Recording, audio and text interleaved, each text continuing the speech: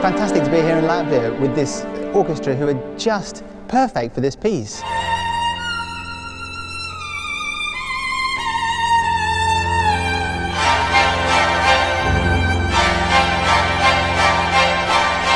Of all the pieces I play from the classical repertoire, this one is nearest my worlds of improvisation and non-classical music. It's an interesting piece in that it's written from a very Christian point of view, but what I think works about it is that the emotional narrative of this piece is completely universal.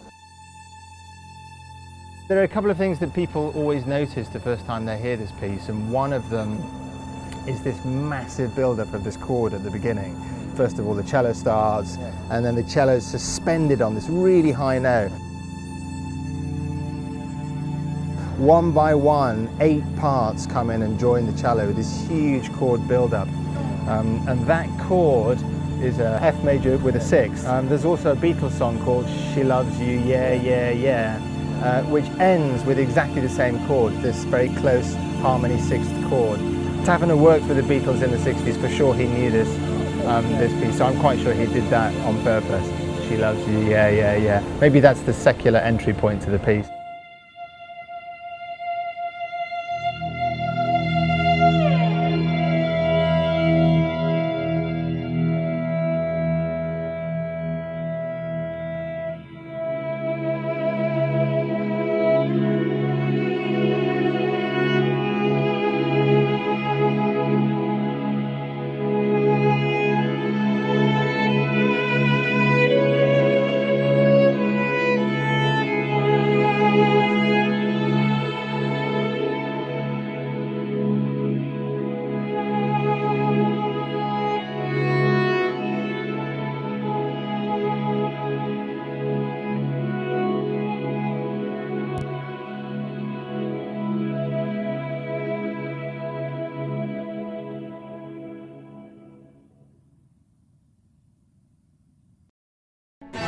There's an enormous number of emotional contrasts in this piece. There's, it really goes from ecstatically happy.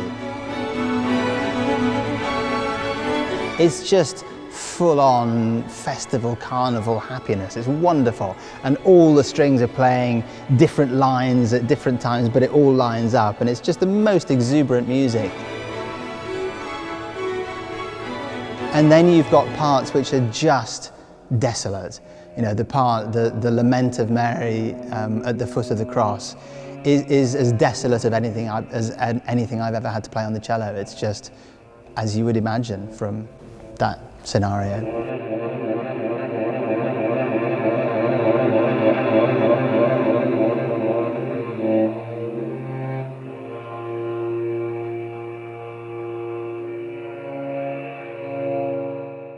Even though it's all notated, I don't improvise at all, that feeling of improvising is absolutely key. And I am improvising in the sense that I'm making up phrasing, sound colour, vibrato all the time. Having spent time with John Taverner working on this piece, one of the things he said was that he was listening to a huge amount of Indian music at the time. So for instance, in the lament, it's full of quarter tones, it's full of slides, and there I've really tried to draw on my experience of working with Indian musicians playing the ornaments that they call the meend and the gamak, and there was a lot of Indian flavour in there. And when you come to the piece from that standpoint, all of a sudden it feels very different, it means something different, and I have a different sort of route of access.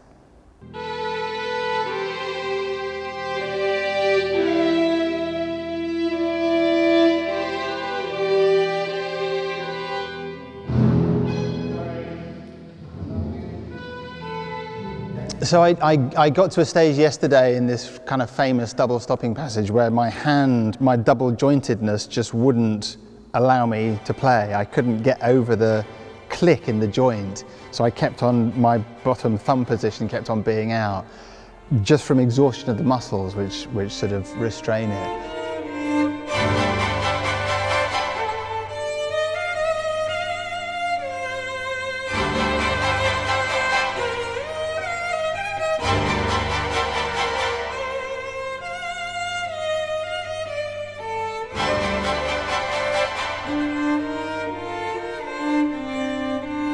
And while I was playing, I think, you can't make music like this, surely. But actually, it sounded really good. I think it's the take we'll probably use in the end, which was strange for me. That sort of disparity between what I was actually feeling and what was coming out. But maybe the pain makes you concentrate more. Maybe it gets you more in the moment because you can't take anything for granted. I don't know. Good. Done. Great. Right. Yeah, I think that will do the trick. Okay. Yeah. Should we just listen again? Yeah. So the thing about the classical recording process is that it's not concerned with perfection, because there is no such thing. It's concerned with getting as far down the road to perfection as you possibly can.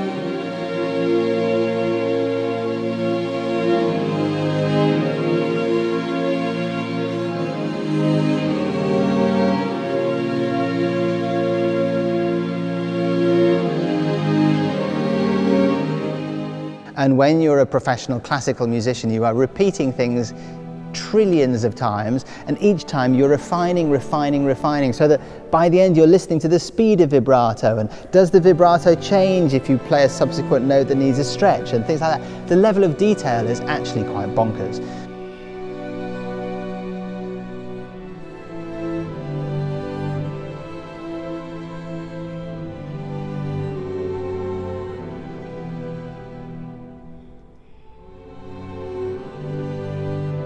When you're recording, you have to sort of do two things at the same time. One, you absolutely have to chase that perfection, but at the same time you've got to realise that actually most people, when they listen to this music, they're listening to the whole emotional tapestry of the composition.